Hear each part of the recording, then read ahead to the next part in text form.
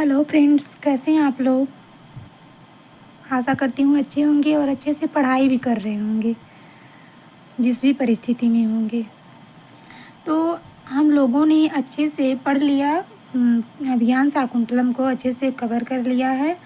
अगर आपने वीडियो नहीं देखा है सीरियल वाइज तो प्लीज़ पहले वीडियो से आप देखिए, आपको अच्छे से समझ में आएगा। आज से हम लोग मेघदूतम खंड काव्य, जिसको कहते हैं, या गीति काव्य, इसको शुरुआत करेंगे। और अगर आप चैनल पर नए हैं तो चैनल सब्सक्राइब कर लीजिए, ताकि टाइम से आपको वीडियो प्राप्त होता रहे। और हाँ, बेल आइकन भी दबा दीजिए, ताकि आप बता पाएँ कि हाँ, वीडियो अपलोड हो चुका है। क्योंकि मैं वीडियो रोज़ देती हूँ, एक वीडियो तो रोज़ ही देती हूँ, एक या कभी कभी दो हो जाता है। इसके पहले मैं आप लोगों को एक चीज़ और दिखा दूँ कि ये जो सप्तगंगम की बुक है, हो सकता है आप लोगों के पास हो। सभी के पास ये बुक तो ज़रूर होनी चाहिए। अगर आप तैयारी कर रहे हो तो आपके पास ये बुक होनी चाहिए सप्तगंगम की। इसमें मैं आपको एक तरीका बताऊंगी पढ़ने के लिए, जो कि हो सकता है आप लोगों के फ़ायदे के लिए हो। अगर आप लोगों को अच्छा लगे तो अपनाइएगा ज़रूर। जैसे ये है अभिज्ञान शाकुंतलम चतुर्थ अंक, हम लोगों ने अच्छे से उसमें पढ़ लिया है। अब सप्तगंगम की बारी आती है, इसमें हम कैसे पढ़ेंगे। अभिज्ञान शाकुंतलम आप खोल लीजिए चतुर्थ अंक, और इसमें जो जो भी इम्पोर्टेंट चीज़ है, इम्पॉर्टेंट क्या मतलब वेरी इम्पॉर्टेंट, उसको आप हाईलाइटेड कर लीजिए। अभी मैं आपको अच्छे से बताती हूँ कैसे क्या। लेकिन इसके पहले कोई भी मतलब बुक हो, अगर उसमें मंगलाचरण दिया गया है तो उसे प्रेम पूर्वक पढ़ लेना चाहिए एक बार। तो मैं आप लोगों को पढ़ देती हूँ। और ये इम्पॉर्टेंट भी है कि अभिज्ञान शाकुंतलम में का मंगलाचरण ये किस छंद में है, तो ये सरगधरा छंद में है। और ये आशीर्वादात्मक है, इसका जो है मंगलाचरण, ये भी जानना ही चाहिए। तो इसको मैं अच्छे से एक बार पढ़ देती हूँ। या सृष्टिष्टुराद्या वहति विधिहुतं, या हविर्या च होत्री, ये द्वे कालं विधत्तः श्रुतिविषयगुणा, या स्थिता व्याप्य विश्वं, या माहु सर्वबीज प्रकृतिरिति यया प्राणिनः प्राणवन्तः, प्रत्यक्षाभिप्रपन्नः तनुभिर्वतुः ताभिरिष्टाभिरीशः। इस तरह से इसका मंगलाचरण है। और जैसा कि मतलब जो विधाता की सर्वप्रथम सृष्टि है, अर्थात जल रूप मूर्ति, ये इम्पॉर्टेंट है। जल रूप मूर्ति जो विधिपूर्वक हवन की गई हवि को देवताओं के पास ले जाती है, अर्थात अग्नि रूप मूर्ति जो होता यानी यजमान, अर्थात यजमान रूप मूर्ति जो दो समय का निर्माण करती है, अर्थात जो दिन और रात्रि को बनाती है। सूर्य और चंद्र रूपी मूर्तियाँ, शब्द जिसका गुण है और विश्व में व्याप्त होकर विद्यमान है, अर्थात आकाश रूप मूर्ति जिसको विद्वान समस्त बीजों का कारण कहते हैं, अर्थात पृथ्वी रूप मूर्ति, और जिससे सभी प्राणी जीवित रहते हैं, अर्थात वायु रूप मूर्ति। उन प्रत्यक्ष 8 मूर्तियों से युक्त ईश्वर शिव आप लोगों की रक्षा करें। तो इसका ये अर्थ हो जाएगा, हिंदी अनुवाद हो जाएगा।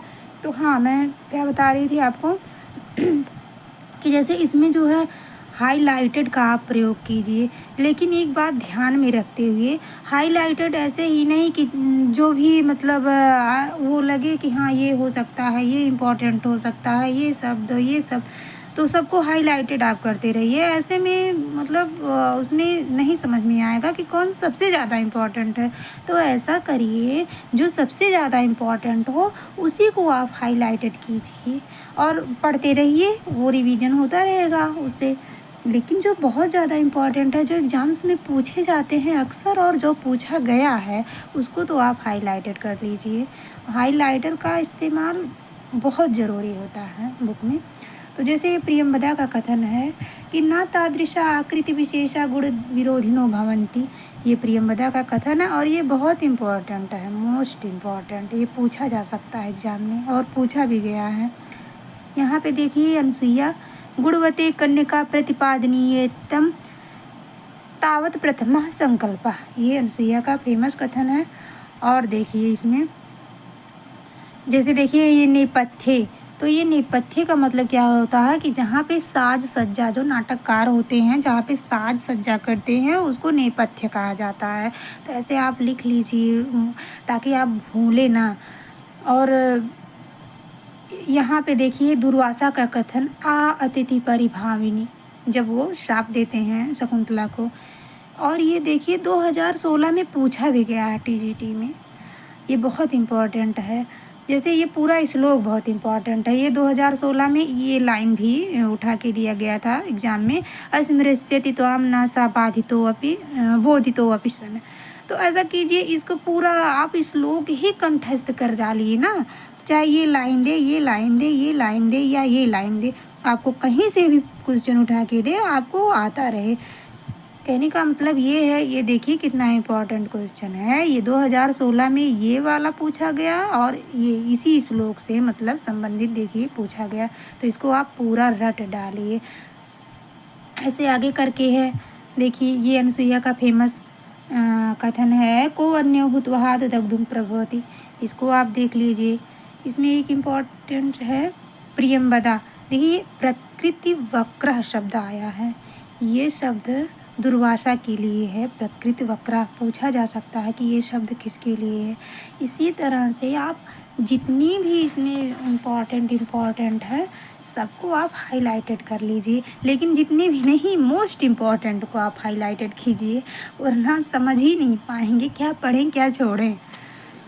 तो कहने का मतलब ये है। और प्रियंवदा का देखिए ये कथन है, जब वो बताती है अनुसुईया से, एक शब्द उसमें आता है दुहितृजनस्य।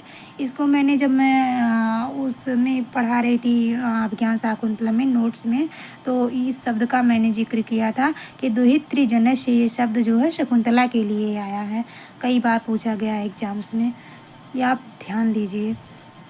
देखिए इसी तरह से अनुसुईया का कथन है कि खलु रक्षितव्या खलु प्रकृति पेलवा प्रिय सखी। फिर प्रियंवदा कहती है, को नामो षडोदकेन नवमालिकाम सिंचति। ये देखिए 2016 में ये क्वेश्चन पूछा गया था, इसको आप एकदम तो रट ही डालिए। इसी तरह से यहाँ पे ये देखिए, ये जो कण्व का शिष्य कहता है कि यहाँ से ये क्वेश्चन है, लोको नियमित युवात्म दशांतरेषु, ये बहुत इम्पोर्टेंट है। अगर ये पूछा गया है कभी ना कभी तो इसको आप पूरा श्लोक ही रट डालिए। वसंत तिल का छंद में है, याते कृतोस्त शिखरम पतिरोषधीनाम आविष्कृतो रूढ़पुरः सर एकतो अर्कः तेजोदयस्य युगपद विष्णोदयाभ्याम लोको नियम्यतीवात्मदशांतरेषु। ऐसे करके अगर आप दिन में 6-7 बार या 4 से 5 ही बार अगर ऐसे गाएंगे, उसको मनन करेंगे, कंठस्थ करेंगे, तो ज़रूर से आपको याद हो जाएगा। और ये सब क्वेश्चन आने वाले हैं एग्ज़ाम में, इसलिए आप ध्यान दीजिए। ये वाला देखिए कितना इम्पोर्टेंट है, 2021 में पूछा गया है। इष्ट प्रवास जनिता आबलाजनस्य दुखानि नूनमतिमात्र शोधो सहानि। तो ऐसा कीजिए, इसको पूरा आप रट डालिए, चाहे पहला लाइन दे, दूसरा दे या तीसरा चौथा कोई भी दे, आपको आता रहेगा, आप आसानी से कर पाएंगे। इसी तरह से अगर आप, कहने का मतलब ये है, आप हाईलाइटेड कीजिए बुक में, लेकिन वही मोस्ट इम्पॉर्टेंट हाईलाइटेड बहुत ज़रूरी होता है बुक में। इसी तरह से देखिए, मैं तो ऐसे ही पढ़ती हूँ भाई, मैं इसी तरह से आपको बता दे रही हूँ, जैसे आपकी मर्ज़ी, लेकिन ये तरीका कारगर है, ये तरीका बहुत ही काम का होगा अगर आप ऐसे फॉलो करेंगे। इस तरह से प्रियंवदा का ये कथन है, सखी आवाम तावद उत्कंठाम विनोदिस्यावः। ये देखिए यहाँ पे, फिर यहाँ प्रियंवदा कहती है, ते खलु हस्तिनापुर गामिनः ऋषियः शब्दायन्ते। ये प्रियंवदा कहती है इस तरह से। और इसमें मैं एक मेन चीज़ दिखाती हूँ आपको, बहुत इम्पोर्टेंट। हाँ ये देखिए, भर्तुर्बहुमता भव, ये तृतीया तापसी कहती है। जब शकुंतला की विदाई होती है तो 3 तापसियाँ रहती हैं। पहली कहती है कि भर्तुर्बहुमान सूचकम महादेवी शब्दम लभस्व, और दूसरी कहती है वत्से वीर प्रसवनी भव, और तीसरी कहती है वत्से भर्तुर्बहुमता भव। तो यहाँ पे आप भी देखेंगे कि एक बार ऐसे कण्व के श्लोक में भी ये शब्द आया है। तो कभी कभी कन्फ्यूजन सा हो जाता है कि टिक कहाँ पे करें। यहाँ पे काश्यप यानी कण्व, ययातिरिव शर्मिष्ठा भर्तुर्बहुमता भव, सुतं त्वमपि सम्राजम सेव पुरुम आपनुहि। तो इस तरह से यहाँ पे भी ये शब्द दिया गया है। तो मुझे जहाँ तक है कि जो है एक ही ऑप्शन में देगा, या तो कण्व अगर इतना लाइन उठा के पूछता है इतना ही, तो महर्षि कण्व देगा या प्रियंवदा देगा। ओ सॉरी, प्रियंवदा नहीं, तीसरी तापसी देगा, या तो महर्षि कण्व। तो इसको आप अच्छे से अगर पढ़े रहेंगे तभी आप हल कर पाएंगे, नहीं तो इसमें थोड़ा दिक्कत होगा। इस तरह से देखिए, इसमें जो है आप हाईलाइटेड करके पढ़िए, बहुत ही आसानी होगी। तो यही बताना था आज। और यहाँ तक, यहाँ पे देखिए दोनों सखियाँ कहती हैं माँ भैंसी अति स्नेहा पाप संकी। ये अगर पूछा जाएगा तो सख्य होगा कि यानी कि ये दोनों सखियाँ कहती हैं, एक नहीं कि प्रियंवदा या अनुसुईया, इसमें दोनों सखियाँ कहती हैं। और एक मेन चीज़ है इसमें, देखिए यहाँ पे अर्थो ही कन्या पर की है ये तो एकदम फेमस है, लगभग सभी लोग जानते होंगे कि कण्व ने कहा है। और अभिज्ञान शाकुंतलम का भरत वाक्य, इसको आप स्किप नहीं कर सकते, इसको भी आपको पढ़ना है और अच्छे से। प्रवर्तताम प्रकृति हिताय पार्थिवा, सरस्वती श्रुत महताम महीयताम, ममापि च छपयतु नीललोहिता, पुनर्भवम परिगत शक्तिरात्मभूः। ये भी पूछ सकता है कि ये रुचिरा छंद में है कि राजा, अंतिम आशीर्वादात्मक वाक्य है, राजा प्रजा के हित के लिए प्रयत्नशील हो, ज्ञान गरिष्ठ कवियों की वाणी कृतिका पूर्ण सत्कार हो, सर्वशक्तिमान स्वयंभू शिव मेरे पुनर्जन्म को निवृत्त कर दें। तो इति कालिदास विरचितम अभिज्ञान शाकुंतलस्य चतुर्थो अंकः। इस तरह से ये है, अगर आप ऐसे पढ़ेंगे तो आपको ज़रूर फ़ायदा होगा। और अगर आप को ये वीडियो थोड़ा सा भी अच्छा लगा हो तो प्लीज़ सब्सक्राइब कर दीजिए और लाइक कर दीजिए, और कमेंट के माध्यम से आप लोग ज़रूर बताते रहिए कैसे और क्या इसमें मैं इंक्लूड करूं, क्या आप और पढ़ना चाहते हैं। तो इस तरह से आप कमेंट ही नहीं करते हो तो मैं समझ ही नहीं पा रही हूँ कि मैं और क्या इसमें ऐड करूँ, मतलब कैसे आपको और अच्छा कंटेंट प्रदान करूँ। अपनी समझ से मैं जो कंटेंट प्रदान कर रही हूँ ये तो बहुत ही अच्छा है, क्योंकि मैं ऐसे ही पढ़ रही हूँ, वही मतलब आपको भी गुमराह नहीं करना चाहती कि यहाँ से कंटेंट उठा के दे दूँ, यहाँ से, ऐसे नहीं। मैं जैसे सीरियल वाइज पढ़ती हूँ वही आपको भी पढ़ा रही हूँ। अगर आपको वीडियो अच्छा लगे तो ज़रूर लाइक कर दिया कीजिए और सब्सक्राइब कर लीजिए ना, तभी तो आपको पता चलेगा। और सीरियल वाइज देखिए वीडियो, सीरियल वाइज, और स्किप करके मत देखिए। एक बार अगर आप सीरियल वाइज देखते हैं वीडियो तब आपको समझ में आएगा कि हाँ क्या कंटेंट है, मतलब कितना कारगर है, कितना एग्ज़ाम के लिए बेहतर कंटेंट है, आपको खुद समझ में आ जाएगा।